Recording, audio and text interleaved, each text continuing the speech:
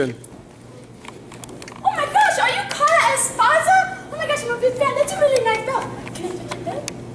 Oh, that's so nice. It's such a nice belt. Guys, Dan the Wolfman for ProMMANow.com with the always beautiful and lovely Felice Herrig. How's it going? Good, I'm flexing for you. Oh, let's see. I can flex my tag. I don't have a six-pack right now. I just fought and I always cheat a little bit after What were fight. those? Oh, I don't know. Those are pecs. No, I don't have pecs. No. Okay, no. Oh, look at your manly pecs. Well, thank you. Nice Thank you. pec. All right, guys, that's what we do here at ProMMANow.com. Congrats on your great victory just at the last Bellator 84, the last one on TV too. Me too, yeah. Now they're signing over to Spike TV, getting ready for the big event in Irvine, California. And how were the ratings for that? Oh, I don't know. I hear that they were the second highest ratings of the season on Really? UFC. So the viewers do tune in for WMMA action. Apparently they do.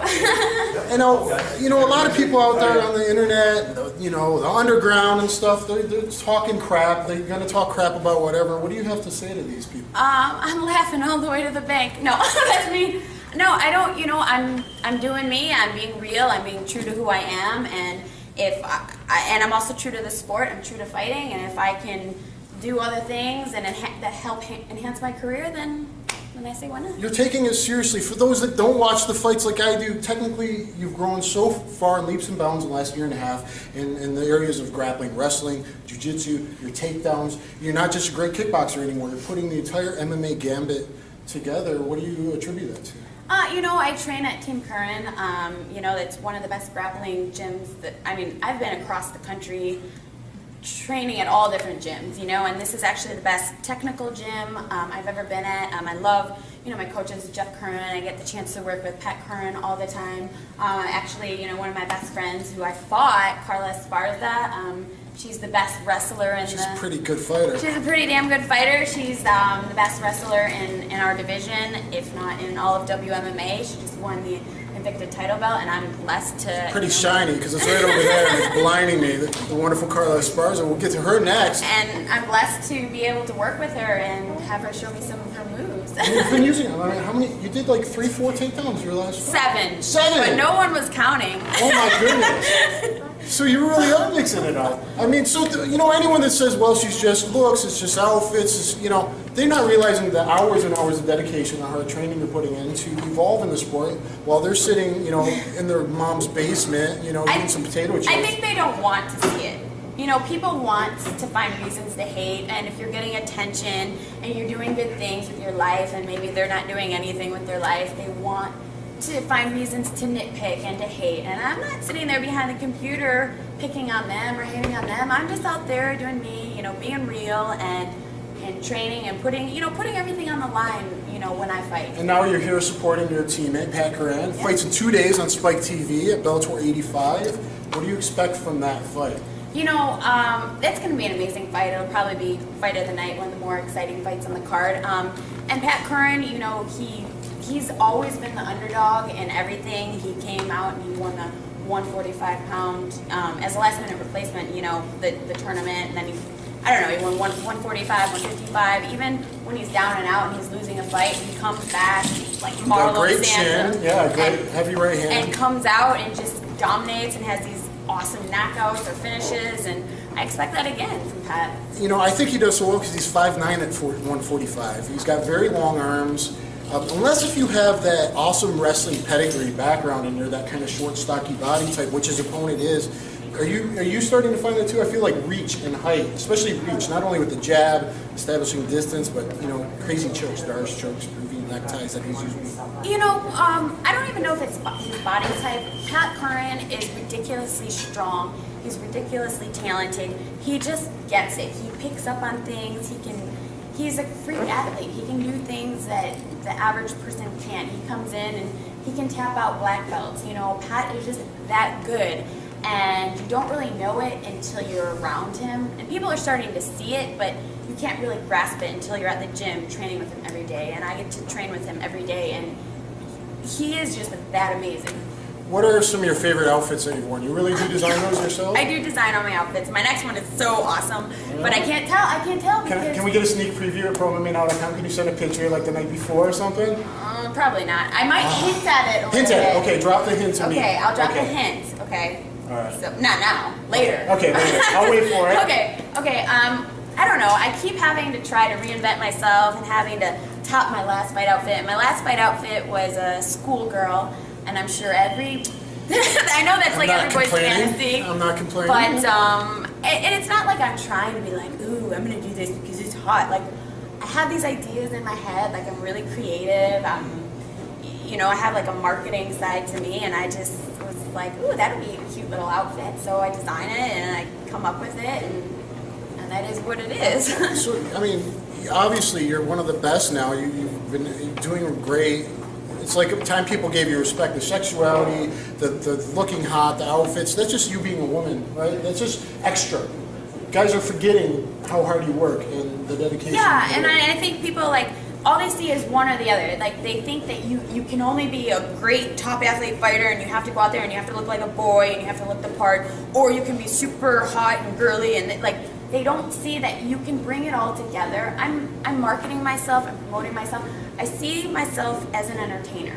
And I want to go out there and look the part, and I want to be entertaining, and I want people to want to watch me fight. I want to be aesthetically pleasing, not even just, not like with everything. I want to go out there and I want people to want to watch me fight. Do you think it's beauty and creativity when you're fighting? When you feel in the cage, you're deciding what to do next. You're thinking. What's the thought process? Do you feel like it's reaction? Everything is reaction. Everything is also, it's like a killer instinct. It's like animalistic. Like when I'm in there, like I think that I train so hard that I don't have to go in there and really think. Everything just happens. Like it's a split second, and you just go out there and you do what your body is trained to do. Is that why you love it? Because it's pure? I love it. It's the only time in my life where I feel like I can actually let go and not worry. Like I'm a worry wart. I am always inside my own head. So totally in the moment. It is. They call it a state of mu. It's like a zen. Yeah, ancient like Japanese samurai culture, that'd be mu. Moo. So, where can people follow you? They can follow me on Twitter at Felice Herrig, FeliceHerrig, or of course on my fan page, and I'm very interactive. All right, tell the fans to always watch ProMMANow.com for all their information. Always watch ProMMA.com now for all your. Hey, this is Dana White from the UFC, and you're watching ProMMANow.com. Hey guys, Dan the Wolfman here for ProMMANow.com with the one and only rowdy Ronda Rousey. How's it going? Good. It's going. Do you like coming to these media things and the fans, or is this kind of like a job to you? Or as long as you're not in camp, you don't mind it so much? Yeah, I mean, we're far away from camp, and this is why I think this is such a cool opportunity, is to be able to be really efficient and knock all of these things out, and do it when you're far away from the fight and you're not in the middle of preparing. So no, I'm kind of stoked that they set this up. It's less work for me later when it really counts. So you talked a little bit on the stage there about what tough was like. Obviously, you worry about coaching and worry about the athletes first. I think that's great. A lot of people respect that, especially from that kind of background. But how emotional did she get you at times? You said you're going to be out of the country. You want to give us a hint at what some of the stuff, did she break you down, or was there some real nasty fights between you guys? Or I'm just a really emotional person, and I tell people I cry all the time. I'm just passionate about everything I do, and I have no filter. Whatever I'm feeling, you're going to see it. And I didn't the whole season. I didn't do it for me. I didn't need to do the Ultimate Fighter. I have so many opportunities coming up, but I wanted that division to really do well and for it to be highlighted, and I really felt like I could help that out. And sorry, it was like really loud over there. I'm kind of getting distracted. It's okay. But yeah, I didn't really care how I looked, and how I felt is exactly how I emoted it. And Miesha spent a lot more of her time worrying about how she looked and how she came off more than her fighters. And I know that personally from talking to her fighters and my fighters, there was a very open forum. And to this day, I was talking to my fighters right before I got on stage, and just around, I'm like, hi, I love you all. I like to say that we're the meanest yet most affectionate team, and team fake nice versus team real mean was my whole slogan the whole season. Nice. Now over at Gokar's Hayastan Academy, I talked to Manny. He was one of your assistant coaches, grappling assistant coaches, right? Yeah, he was like the MMA whole assistant coach. Who else did you take out there with you? My really good friend and with with a lot of judo experience, Marina Shafir, and I also took Edmund, my striking coach, who was like the head coach, and then Glendale Fight Club. Yeah, from Glendale Fighting Club, and then Andy from SK Golden Boys was there as my wrestling coach. Oh, very nice. Talking about Marina, she's got 3 first-round armbar submissions, kind of like you started. Does she got a fight coming up, or what are her plans? Yeah, I think she has a fight coming up, or it might be her last amateur fight at the end of August. So, and I think it might be local. It might even be in this very room. We'll see. Now, is she 145 or 135? She fights 45, yeah. Okay. So after Miesha, maybe you throw a beat down on her again, and then you got Kat Zingano still in weight. I think she's still going to get her shot from what she's been told. Who do you think might be coming up after that? What about Sarah McMahon? Oh yeah, Sarah McMahon's been on my radar for a long time now. So I think that's going to be the big one eventually, Olympian versus Olympian. Yeah, I'm stoked. I really think that would be a really great fight in general. It'd be easy to sell, and but she's expressed she's not really in too much of a rush to fight me, and so whenever she's ready, I'm ready. I'm at the destination. You can come there when you want, and then we'll figure it out. But. So forget about Cyborg or anyone else who's not in the division. There's plenty of girls out there that you really want to deal with. Oh yeah, there's so many, and the division is just really starting to unfurl, and people are just starting to know the fighters. The problem isn't the talent isn't there; it's that the awareness isn't there, and that's what Tough 18 is really there to do, is to bring awareness to these women. Did you watch Cyborg's fight? Yeah. Do you see anything technically great, or you just see a really strong, powerful person? I saw a lot of things that she did that I would capitalize on that Marlou's didn't, and it took Cyborg longer this time to beat Marlou than the other time, and this is somebody who her last really meaningful fight was against Miesha Tate, and she lost. So it takes you 4 rounds to beat somebody that Miesha beat easier than you did. It's just, in a mathematical sense, it's just kind of like, okay, well, she's not really impressing anyone too much. Do you kind of want to get yourself to like the second round? Would you like it if Kat maybe is tough enough to go to the second round or third round with you, so you can get a little more ring time in and maybe use some of your boxing skills? I really feel like I have so many tools that I haven't been able to show inside actual fights that I have, but I'm not going to purposely, drag fights out. If the person can push me and actually make me have to really think deep and kind of have to improvise more and longer, then I'll come up with cooler stuff. But they got to push me that far first. Yeah, I mean everyone's just a straight armbar. Had you gotten that crooked armbar like Udi Garami with your legs that you were trying on Liz, would you have been happier had you got that? Or you don't care what it ends in? Oh, I wasn't. The idea behind that wasn't specifically to get that arm. The mistake that I made was it was a very smart thing to do in the middle of the cage, but I did it against the wall, and I hadn't been training grappling against the wall for that camp, which we changed immediately. Okay. But the thing I was trying to do was, if her arm was too low, then I would catch her with my legs. But I was hitting her in the face, so she had to try find a happy place in the middle to really protect her face, get her to cover, but also keep her arm from getting too low. And if her arm got too high, then I would push it up, and that's how I ended up getting the armbar. Was I wanted to bait her to stick her arm too high so I could get my head behind it. So it was just really forcing reactions out of her. It was like, you have 3 options. You can get armbarred this way, you can get punched in the face, or you can get armbarred the other way. And so those were her 3 options from that position, really. And then she narrowed it down until it was finally just the armbar. I'm glad you got into that. I think your Ronda's fighter's cut was really awesome. Kind of explaining, well, this way shows really how high level you are. And I don't think people really appreciate that. They see an armbar. They don't really understand what it takes to get that. Yeah, all those armbars are so different to me, and the thought process to narrow them down is so different. It just looks the same in the end. But I mean, if you have a boxer and it ends, a knockout ends like this, but what happened before that point? And people are just looking at that little point right there, and they're not thinking, did it come from here? Did it come from there? Did it there's so many different possibilities, and it's just the lack of knowledge, I think, that people have with the grappling game, that it just always looks the same. I'm like, what are you talking about? That was totally different, but it looks the same to laymen. All right, well, I think other people want you, so thank you very much for your time. Guys, go to ProMMANow.com for all your information, and subscribe to my YouTube channel at Dan the Wolfman 1. Thanks. For ProMMANow.com, with the one and only Zingano. How's it going? Great, how are you today? Good, I'm doing good. Did you enjoy the matches tonight? I absolutely enjoyed them. I really needed to come here and see this stuff today. The talent here was incredible, and I got to see some of my favorite fighters and even meet some of them, so it was really fun. What did you think about Shinu getting submitted rather quickly? I'm a big fan of both of them, but stylistically, I really look up to Aoki, so I'm bummed. I'm sad. Yeah, I was surprised, right? How quick it was, too. Yeah. So the other matches, there was a couple kind of boring, but it was a couple that were pretty good. Yeah, one of my Brendan Shaw was here.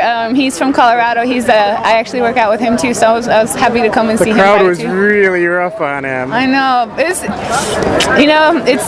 a transition, so it's okay. Yeah, I think if you can't complain about it unless you're willing to engage on the feet to see what position it happens anyway. I don't agree with butt flopping, never will, and think it's wrong. But you should know the judo game. I mean, they should try the judo game or go into a submission off of the clinch. Right. You know? Well, anybody that's willing to get in there and fight, it's tougher than sitting in here in these seats and watching. So what do you proud of think? them no matter what. What do you think about Miesha Tate now getting this shot after you whipped her butt? No offense, Miesha. It's disappointing to not have the opportunities that I worked so hard for, and have everything just kind of fall through my hands.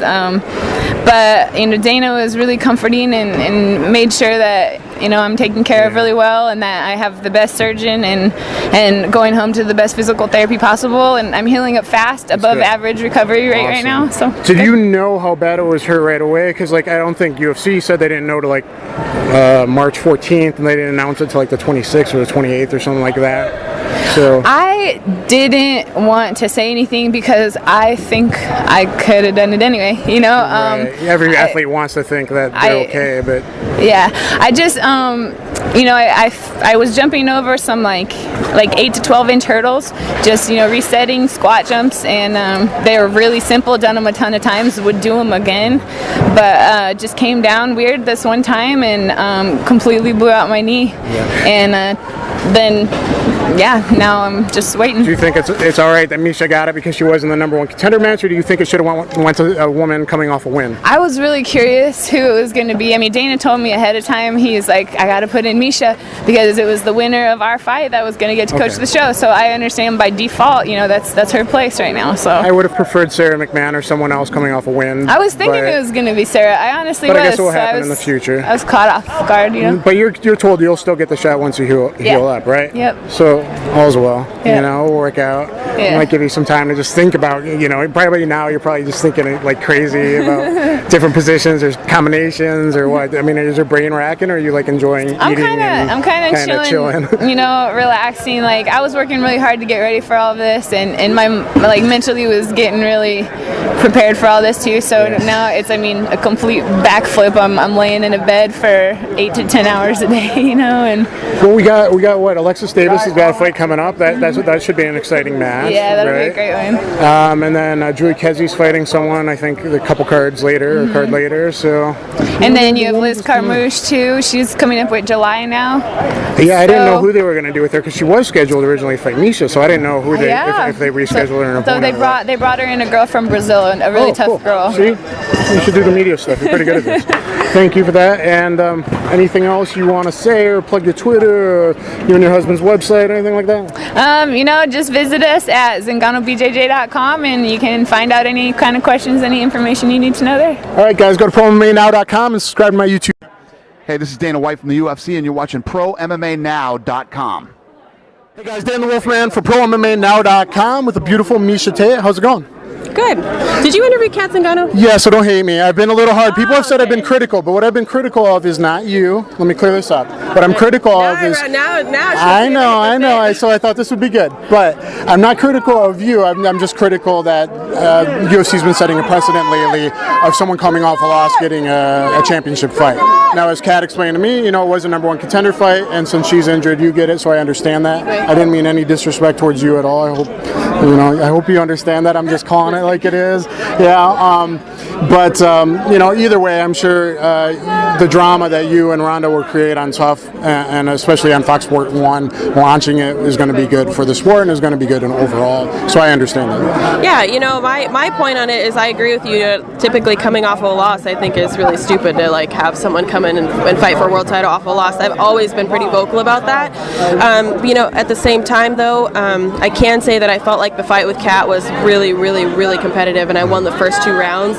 And I know that she won in the 3rd round, but I feel like the stoppage, you know, in my opinion, it was a little bit controversial. However, she definitely does deserve to be here, but she is injured, like I said, and it's not like she, you know, handed my ass to me, you know what I mean? I felt like it was a really, really good fight. And yeah, as a fighter or athlete, you got to take any opportunity that comes your way. I mean, yeah, I've said the same thing against Chael. I'm friends with Chael, but I was against him fighting Jones. Right. So, what do you think of kind of the almost, you know, the disrespect that Ronda kind of shows to not even acknowledge you as a fighter that's been in the game longer than her, that's fought for titles before her, that's, you know. I just think Rana has a really big head. You know, she's incredibly talented and she's great at what she does, and I give her all the props in the world for being good for the sport and bringing women's MMA to the next level, you know, but I think having that certain amount of like humble understanding is what's going to help me get to the next level. I still feel like she has a really big head, and I think that she so has her head in the clouds about everything that she's done. You know, she's not giving anything back, you know, any recognition back. She's always been very disrespectful to me from the very beginning before she was ever anybody, and you know, I do believe in karma, you know. Mm-hmm. I believe it'll come around to bite her in the butt. I'm the one who asked you the question about that she's given up the back. I mean, she has given up the back in the last couple of fights, so. Well, I'm sure she's, you know, I'm sure we're not the only person noticed. I'm sure she has, and her camp has as well, so I would expect that she's going to be working to adjust that. So, yeah, I don't know, you know, we'll see what the fight brings. It is definitely a weakness that we've observed, and yeah. Did you start training with Dennis Holman as well, or were you involved with him in the past? Or? No, I trained with him for almost 2 years. Okay. Yeah, he's kind of helped get me into Strike Force and whatnot. He's got his first fight back in a while coming up. So, what do you think of all this when the fans are screaming for Ronda? It's great because she's got that much more to fight. Do you think it's kind of more the media push being behind her? I mean, obviously she's good with armbar, good with her judo, but do you think it's more that she's getting pushed out there as the face? Yeah, I mean, she deserves it though because she's the champion, you know, and I'm just glad that women's MMA is getting that recognition, and I feel like the bigger she is, the bigger I'll be when I beat her. How's the cupcake business coming? Well, I have no business right now. I just love to eat them, so. Are you going to do that when you retire? Are you really going to maybe look at that? I would love to do it. I think, you know, but we'll see what the future holds. Thank you for the time. I appreciate you letting me explain myself. MMAnow.com with the beautiful and talented Jessica I. How's it going? Wonderful. How are you today? I'm very good here at the Bellator Fighting Championship, the first time on Spike TV. Do you have any favorites here or anyone you train with or have associations with tonight? No, not fighting tonight. I'm here with my teammate Brian Rogers, but no, just here to enjoy fights and excited for them to be on Spike now. Where do you and Brian train at? Strong Style Martial Arts and Fitness Center in Cleveland, Ohio. Cleveland, Ohio. Yep. All right, I'm a Michigan boy, so I'm close. Okay. What is your background? Like, how long have you been training mixed martial arts or martial arts? Did you have any wrestling background? Tell the fans kind of so they get to know you. Right on. I've been an athlete my entire life, so I've played every sport freaking possible. I don't have your traditional like MMA background or karate background. I didn't do that when I was a kid, but I was raised on a farm, so I guess I kind of got that hillbilly mentality. So I have been doing it now for 7 years, but actively competing for about 4. So are you like strong from like naturally from like lifting stuff and milking cows and? Yeah, it was funny because we used to have like races on like who could like throw and help bale hay the fastest. So we used to have like races like that or like. You're in the Matt Hughes strength and conditioning program, and it works for real, right? It does. It's that natural ability that. And then strength and grip. You probably have hard grip strength, right? Mm-hmm. Exactly. It's exactly. So you're coming off one of the most impressive submission wins ever, really. Standing arm triangle choke. How do you feel about that? It was the greatest moment of my life. I mean, I feel like people finally gave me the respect that I deserve after I got that, and I think that people realize think that I didn't have a submission game, so it kind of shut them up. So it was really nice to Absolutely. That's one of my favorites. It's my most popular video on YouTube, and you did it standing. You didn't have to take it to the ground. Yeah, Zoila kind of fell right into it too, and I think the height and height advantage that I had over her really made it a lot easier for me to get it. So. You probably have pretty long arms for like 125 pounds. Does that help you get chokes, arm triangles, maybe darces even, stuff like that? I'm on the bigger end for the 125 females. Like, I'm taller, my arms are usually longer, like I'm usually a lot stronger, so I do feel like that's an advantage. Awesome. And what's coming up for you? You got anything planned? I do. I will be fighting again in the Bellator cage in April, and if you follow me on Twitter at Jessica Evil Eye, I'll release it in probably about another month. So you can follow me there. Follow Jessica Evil Eye, guys, and then you'll know who she's fighting once she's allowed to announce it. Yeah, once I'm allowed to announce it, I'll tell everybody. And then after that, maybe Bellator will be holding a 125 tournament, you're hearing? Yes, the 125 tournament will be happening. It's just a matter of making sure that they put it together properly. And I'm not in no rush right now. Your eye is on the prize? Oh, my eye is on the prize. Looking at that gold? No, I want a title. I do want a title, but right now I feel like I'm the people's champ. I feel like that everybody knows after I've won against Zoila and they've seen all my other fights that I'm kind of the people's champ right now, and that feels more noble to me than anything. Is your quirkiest thing the growing up on the farm thing, or is there anything else fans maybe should know about you? Anything off the top of your head, or any stories about training? I mean, obviously, I get picked on by all the guys on a regular basis. Like, I am like the butt of all their jokes because I don't know, I think it's like I'm their little sister. So on a regular occasion, they're usually making fun of me. Like, I just got a tattoo on my neck, and they all drew it on their neck. So they all were running around, and they put the evil one. I'm not kidding you. Stipe Miocic, who fights for UFC, he actually had it wrote and had evil one all down like both of his neck. Very nice. All right. So you got your Twitter out there. Anything else you want to plug before we go? No, just follow me on Twitter. You can stay updated that way. Follow my teammates, and also stay tuned to watch some more of you. All right. Thank you, guys. Good luck. ProMMAnow.com with the beautiful champion Carla Esparza. Congratulations.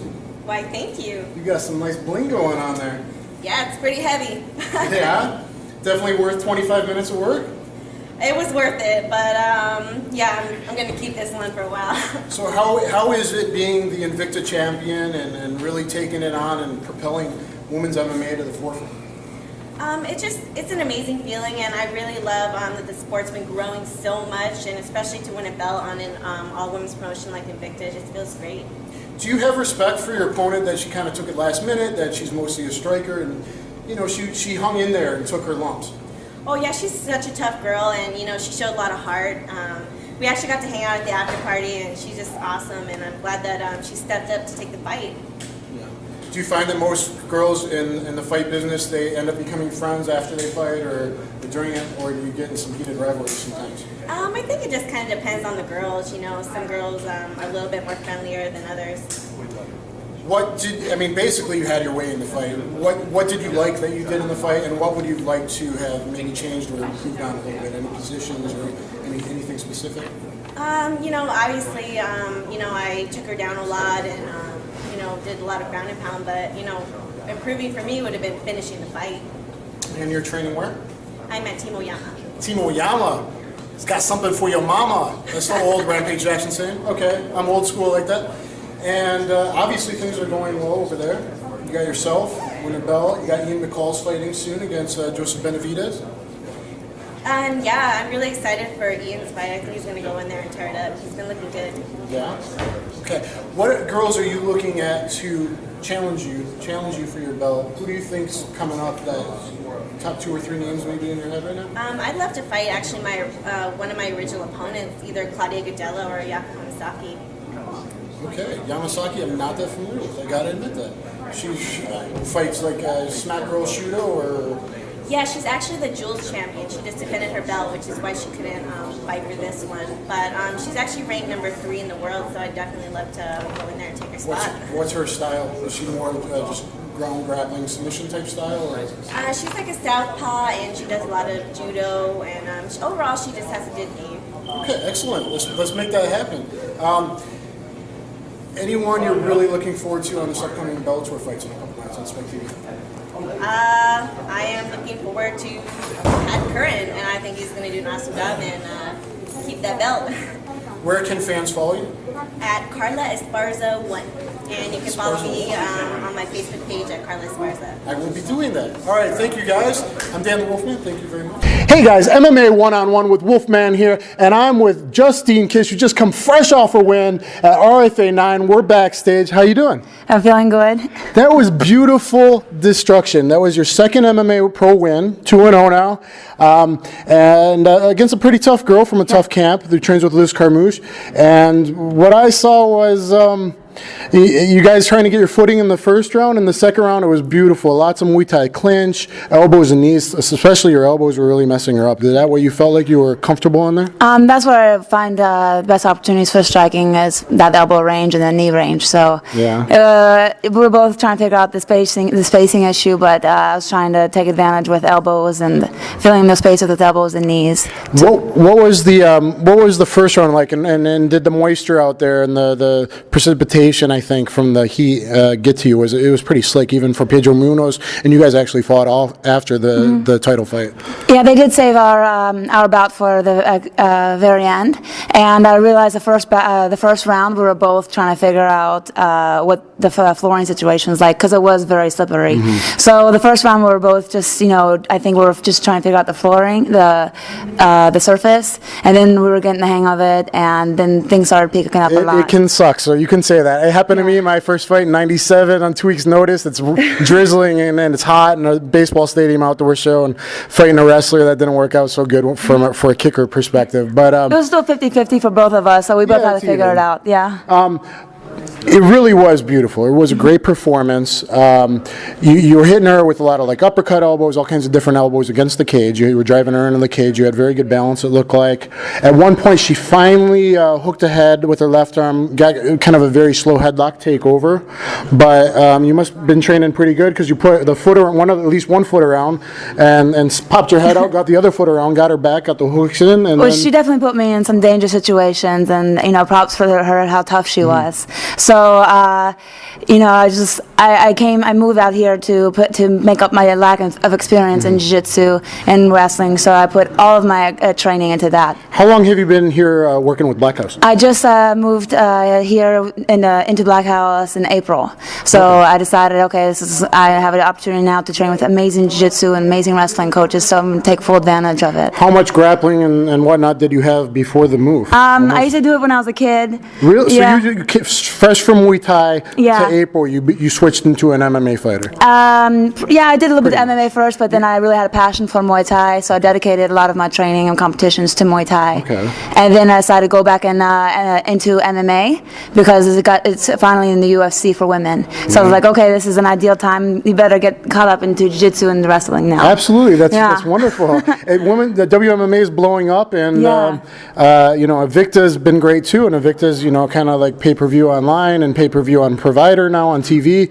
So I think there's going to be a lot of options for a girl with skills like yourself. We've seen Miriam Nakamoto, who has great Muay Thai striking skills. Muay Thai, beautiful, right? Yeah. And she's been landing it just like you did in that Muay Thai clinch, clinch range. Fighting in the elbows and framing the neck and keeping the people away from the hips. And she's been able to do that, and I think you're going to be successful doing that as well. Thank you. So tell us about your Muay Thai background. How many fights did you have? And with all of my competition experience, I've had about 20 plus fights now.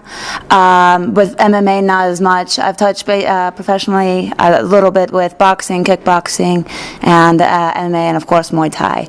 But now I really want to catch back up on mixed martial arts. You had a Muay Thai title? Did you get? Yeah, I won my first world title bout in Phuket, Thailand, and that was for Simbi Muay Thai and at Bangla Stadium. That's awesome. And then, did you have any amateur MMA fights before your two pro fights? I had a few, about three or four, I believe. Okay. And they were all wins as well. Well, that's great. So, I think you're a free agent now, so you may fight here again at RFA. Maybe Invicta, Shannon Knapp, you might want to pick this girl up. She's got some serious stand-up skills, and if she's training at Black House, she's going to be mixing out that wrestling with Kenny Johnson, right? Yeah. And you're going to be getting the jiu-jitsu with every Brazilian in the world that happens to be shoved in that room of killers. Take full advantage of that. Pedro Munoz just became a world champion here in RFA 9, so I think you're going to do really great. Get a hold of this girl. Do you want to plug your team or management, or how could someone get a hold of you? of you? They can find me on Twitter or Facebook,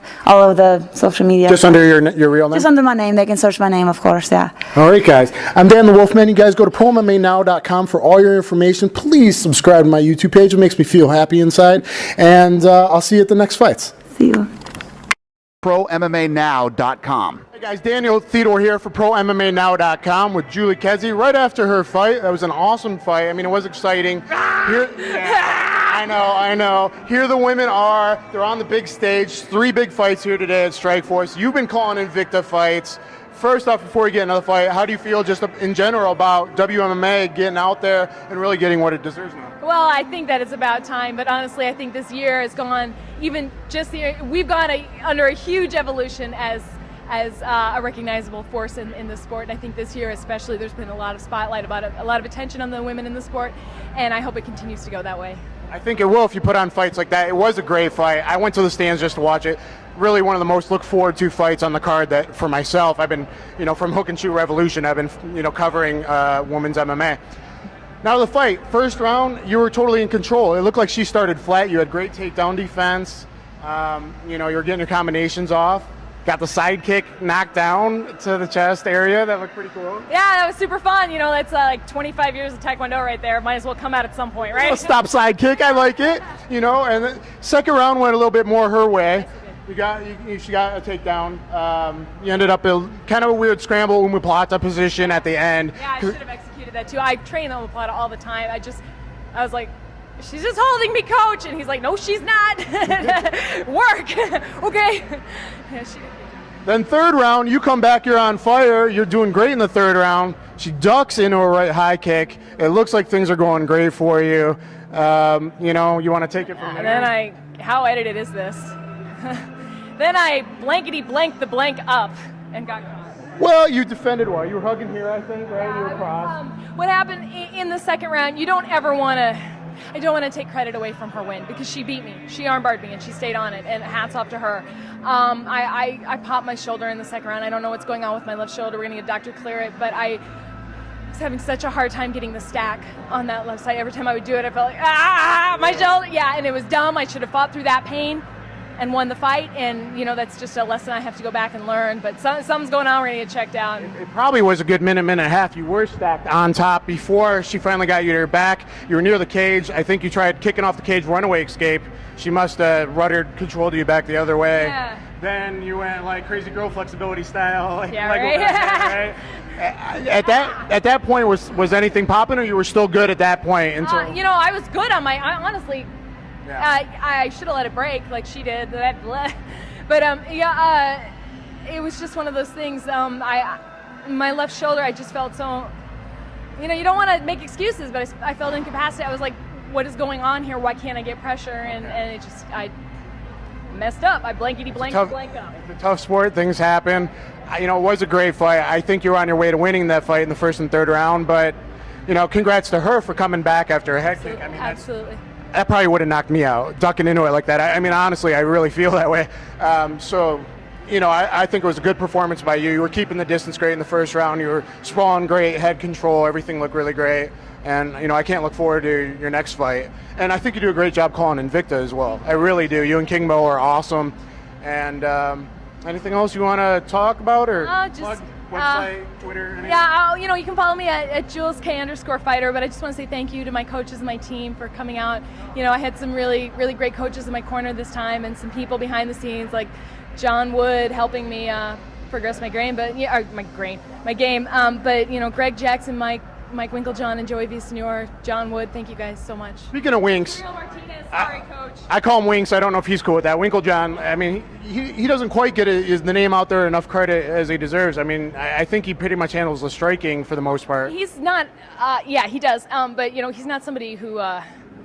He's got a full-time. Yeah, he's got a full-time job in addition to this, and a wife and a family. He's not really somebody who lurks forums and cares what people think about him. Speaking of lurking forums, do you lurk the underground forum?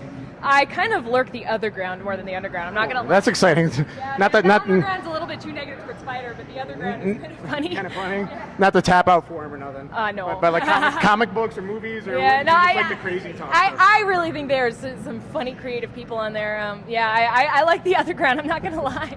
You and Brandon Vera both, so that's all right. Before we go, Sarah Kaufman, have you worked with her for this fight? Yeah, we trained for this fight, and I want to say, Sarah, I took the armbar tonight, so you're fine. You're good. Interesting. I took it, so we're good here. You got it. Sarah Kaufman, right hand knockout? Sarah Kaufman, by however she wants.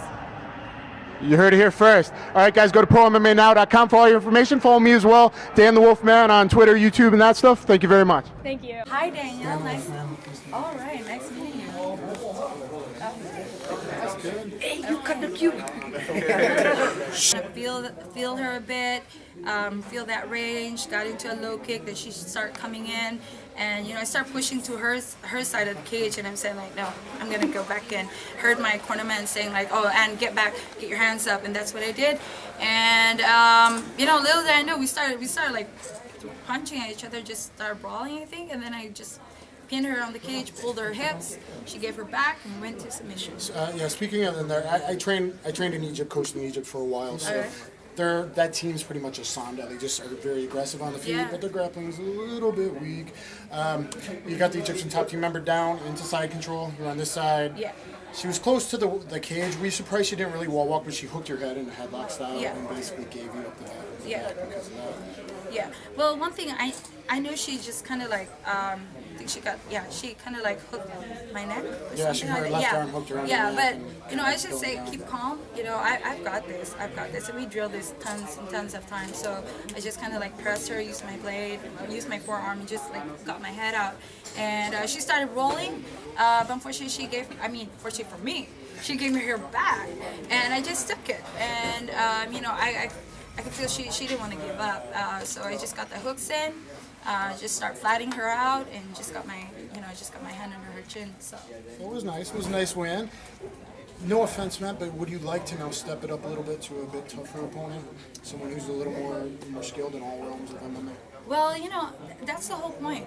For me, being in this sport, it's all about passion. It's all about improving myself, and that's what I aim for, to challenge myself against other opponents. So, I don't think she's lesser than any other opponent. I think she's strong. She's got her own style. She's got her own strength. So we're just prepared for it. We've been training weeks, and we've already studied her, and we've been training specifically for this fight. So what did it mean to fight here in Malaysia? Is your family from Sabah? Is that correct? Yes. Yeah.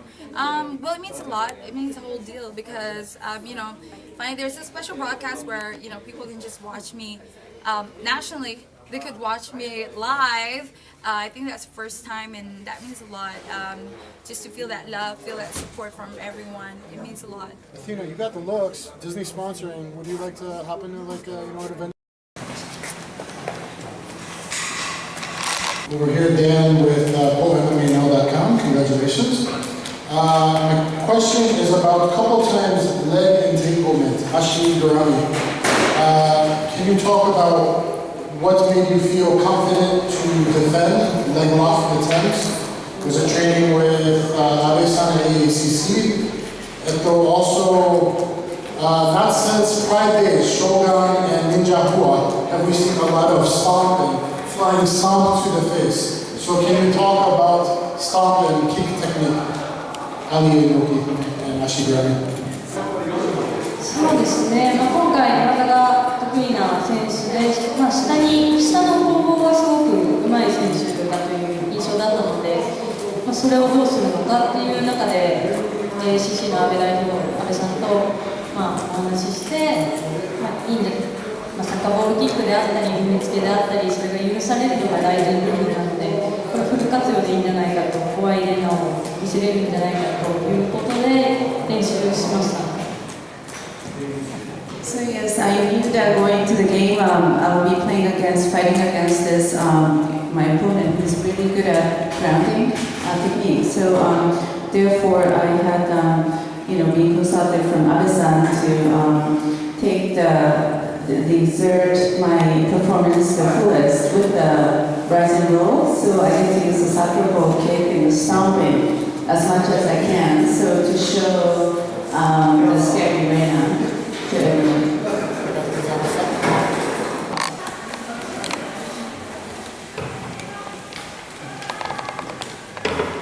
Hello, congratulations. Good to see you again. In the very beginning of the fight, you hit her with a huge overhand right. And you're 73 kilograms, and she's 88 kilograms. And then for 20 seconds, first round. And again at the beginning of the second round, for 20 seconds, you guys just exchanged right hands. Like Pride Never Died, Donna Fry versus Zingano. Tell me what you think about that, and I think that you, all the fans like, you should take part in Mama Damashi.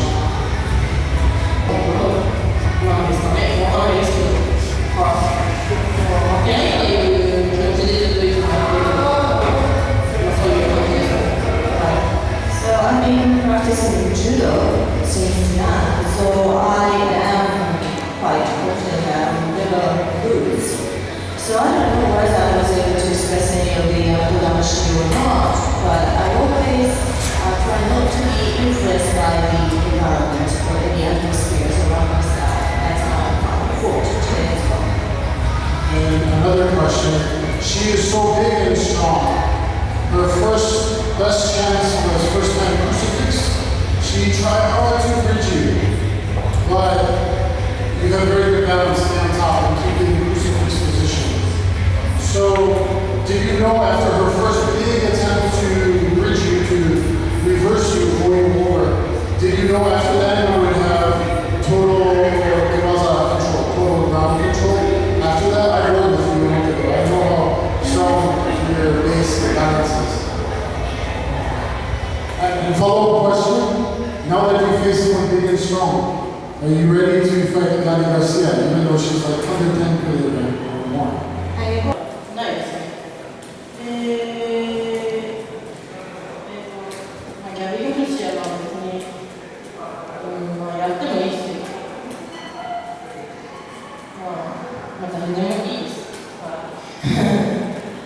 So regarding the groundwork, I can read how the opponent will move when I give some pressure on them. So I know that I will never be rolled over. And I always think how they will move if I give this pressure on them. So that's how I trust myself that I will never be rolled over. And regarding the Felicia, it really doesn't matter who I'm going to fight against, so she could be the one, whatever is okay with me.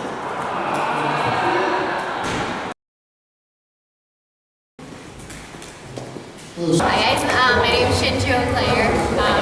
Taking my debut for Rise pretty soon, so I'm excited. So you come to the ring, you announce that you're going to fight for Ryzen, but what is your martial art, Kakatogi, like fighting background or competition history? I started off doing karate as a kid. I was 9 years old when I started. I competed in that, and I did ballet at the same time. Ballet got a little bit more competitive, and It's really hurt.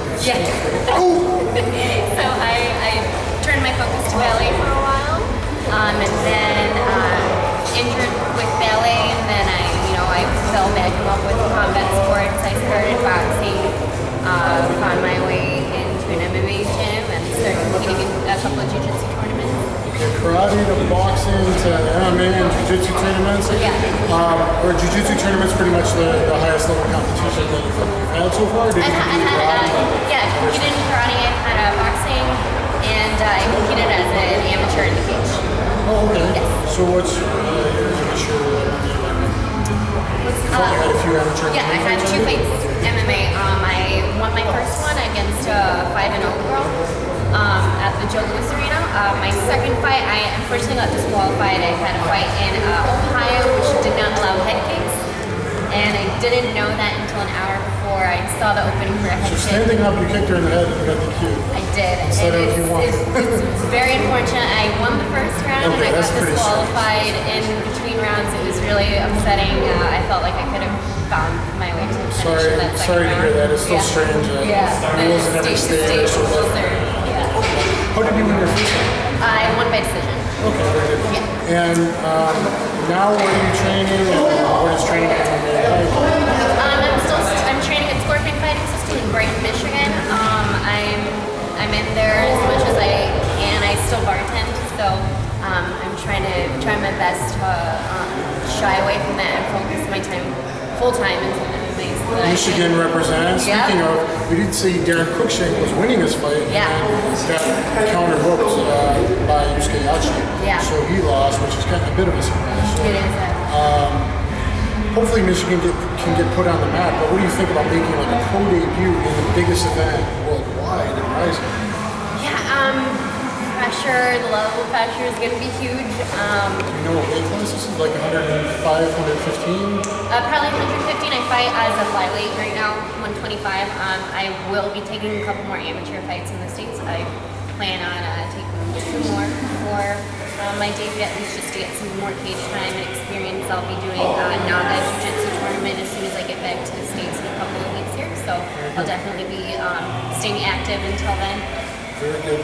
For the naive like me and other people in America and around the world, your mom's like a famous comedian. You want to tell me like what's that about? Yeah. Hey guys, welcome to MMA One-on-One. I'm your host, Dan the Wolfman, with the one and only 5-time world kickboxing champion, Kathy Long. How's it going? It's very good. I'm good. How are you? Good. We're here at Gokor's Hayastan Academy in North Hollywood, where I train. Beautiful school. And today was the Paradise Warrior Retreat. You can go to their website, paradisewarriorretreat.com. Seminars with tons of the top UFC fighters and trainers. Master Rafael Cordero was here today. I think Benny the Jet was teaching earlier. Yes, he was. And Cub Swanson taught earlier. Fabricio Verdum's going to be here tomorrow. I think with Sergio Pettis too. So I mean, guys, you can look into that. Come tomorrow if I get this up online in time. And Kathy Long's here. What are you doing here? You're supporting and training? And I'm supporting and training and learning. I'm not one to think that I know everything, so there's always room to learn more stuff. Is there anything particularly you liked learning today? Any tricky setups or combinations or anything? You know, some of the scrambles that Cub, I'm sorry for interrupting you, but some of the scrambles that Cub was covering today was really good, because I'm the kind of person that would like to get up. I don't want to stay on the ground with somebody if I don't have to, so he was working a lot of from half guard or full guard, getting out of that position, which is great. And of course, Gokor's leg locks. Yeah, always. Who can beat Gokor's that, the best right? guy, It right? was a fantastic reminder of what I had learned years ago. Okay.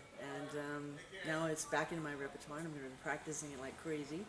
And we'll see how I do in my next fight. Next fight? Next fight. What next fight? I hope to be fighting for Invicta. John McCarthy is opening the door for me.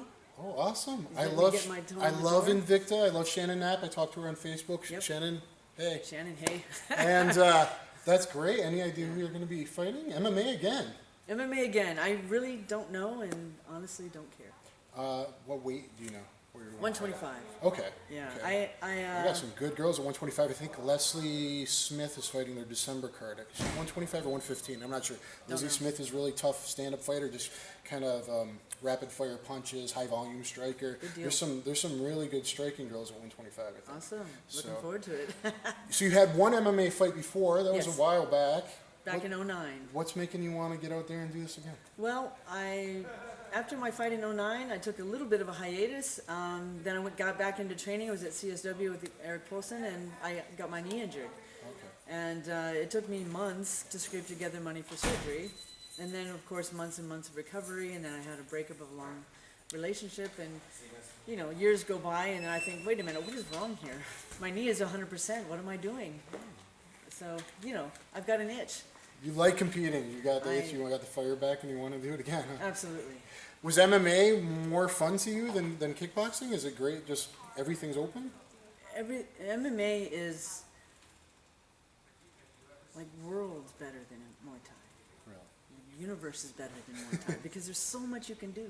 There's so much you can learn. There is so much that I don't know. And that's the beauty of it. You know, the more I do, the more I learn, the better I will get. And I know in this game, I'm just scratching the surface on what I need to know. And that's the challenge. You know, the more afraid I am, ladies, the faster and harder I hit. Well, okay. There's like Miriam Nakamoto's a great Muay Thai fighter. She's done well in Invicta. She's 2-0 in Invicta. So, I mean, there are some great strikers. They learn enough of the grappling game, framing the neck, getting the hips back, defending the takedowns. They can do really, really well. And I'm assuming you've kind of dabbled. You've done a lot of self-defense stuff. Did you dabble in grappling with like Gene LaBelle or Benny the Jet in the past, before your first MMA fight, before you got a little more serious about the grappling? Did you always kind of have a little bit of background? I started learning grappling in 1994. Okay. I trained with Jean-Jacques for 8 months, and then got busy, and then hit the gym. It was hit and miss for a long time. For many years, it was train sometimes and not train sometimes. But the basics are cemented in my muscle memory. In that respect, I don't have to worry about it. But in regards to MMA, that's where there are holes in my repertoire that I'm filling now, and rapidly. Did you get more? Did you train with Gokar for the first MMA fight? I did. I trained with Gokar and Batiste Mansouri and Romeo Rem. Okay, I know Batiste. Yeah. I just uploaded some pictures he loved from like 15 years ago of him heel hooking Adrian Serrano. It was back and forth from Millennia to Gokar's place, and those were my two main gyms. And then you got some training in with Eric Paulson too. After my first MMA fight, then I started training with Eric. Oh, great! So you've got some pretty good background, and now you just got to sharpen the tools and remember some things. And yes, reacquaint myself with all kinds of fun stuff. It is fun stuff. Yes. When you put it all together. Wow, that's very exciting. How many kickboxing fights did you have? I think officially on record is 23 1-1, but I've had several in Mexico. So honestly, the record is probably 32 1-1. Wow. Okay. One loss, one draw. What got you? How did you start in the martial arts? What was your background originally like? I had a friend in high school doing Aikido, and she invited me to a class, and I loved it. I didn't love the Aikido necessarily. What I really loved was the family structure that it held. Okay. And the instructor was somebody who really welcomed everybody and treated everybody like family. And I didn't have that family structure at home, so I clung to that.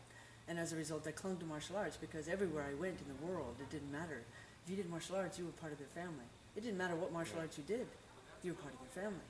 And something that, a lot of people don't realize, a lot of MMA gyms do have a very good family environment. People think, wow, it's that wild cage fighting stuff. Until you go, they probably have kids classes, they probably have classes for the family and women and all kinds of things. I think people sometimes have a misconception, oh, that's not for me. They see the fighters at the gym, they don't realize there's classes for everybody. There really is classes for everybody. I mean, even the people who never want to fight, they just want to come in and get in great shape. I mean, look at all the UFC gyms that are opening up. They don't necessarily have fight teams coming out of there, but they've got people who are highly skilled and training hard. After the Aikido, how did you then start dabbling like Taekwondo and karate, or what was your stand-up background? How did you get Well, into I got into kickboxing? Kung Fu Sansu, which is very brutal. It's stick your fingers in the eye, hit them in the windpipe, stomp on their knee, crush their testicles, things you don't compete with in a fight, but you retrained so realistically. I would see karate tournaments and I would never want to compete in them because they teach you to purposely miss a punch. They miss you miss the target. You use the wrong hand configurations for striking targets. Hopping back fist to get a point and stuff like that. Right. I mean, back knuckles to the forehead, which are going to hurt your hand and them. But, in that respect, there was a girl who did karate. She would constantly challenge me to do karate with her. And I said, I don't do that stuff. You want to fight? Let's go out back. Right? But what I didn't know is that she had done kickboxing for a couple of years. Okay. And then her coach challenged my coach and asked me if I'd be willing to do an exhibition kickboxing match with her. 10 days before the event, they asked me. I never learned how to throw boxing punches. So I went into a boxing gym, and for 10 days, I learned how to punch like a boxer would. I'd been watching boxing all my life. But that was my first introduction to Muay Thai.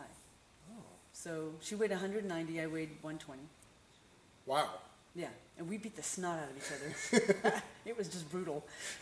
But I discovered an awful lot about myself that day, and I was hooked. I was hooked on the adrenaline rush. That sounds fun. Nothing had scared me. You can't find that fight on YouTube, can you? Has anyone got an old VHS copy of that? I do. You do? I have a VHS copy.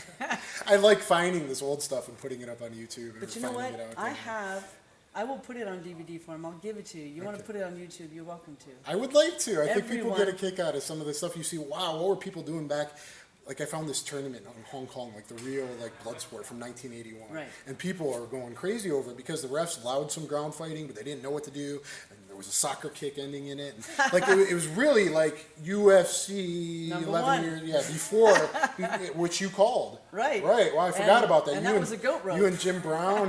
Yeah. Wow. Yeah, that was a total goat rope because nobody knew the rules and nobody knew what to do with the rules. And the boxers in the rules meeting going, well, I can wrap my hands. Should I wear one glove or no glove? I mean, I don't know what to do. He didn't know what to do. Nobody knew what to do. I mean, nobody knew the rules. What was commentating that like? Was it just this wild experience? Goat rope. Yeah. It was a wild goat rope. But I mean, I watched a tooth fly by me as somebody got hit in the mouth. And But I think at the time, I wasn't turned off by the violence of it, because in Kung Fu San Soo, it's very violent. Right. And I've been in, I bounced in a bar for 2.5 years, and I fought every night I worked, 3 nights a week, for 2.5 years. You do the math. Kathy Vaughn, I hope you like me. You kind of worry me a little bit. No, but you got to understand, when you're dealing with people your size who are drunk and belligerent, you got to get right. serious. You fast. can't just hit them in the face and knock them down. You can't just grab them and throw them out. You have to stick your fingers in their eye. You have to hit them in the windpipe. You have to crush their testicles. That's what I came from. Well, ladies, if you need some self-defense lessons, I think this is the lady for you. Well, in that respect. But UFC, we were talking about how it's kind of got a bad rep. In the beginning, it was very violent. Yeah, 2 and then 3 rules. Even groin hits were allowed in a couple of them. So yeah, Right. and now there's like 37, maybe more rules. So It's evolved to something, I think, really beautiful, in that it does pit your skills. If you're not well-rounded, you will get eaten alive, basically. Like right now, everybody knows me as the stand-up fighter. They don't know that I've been doing jiu-jitsu since 1994.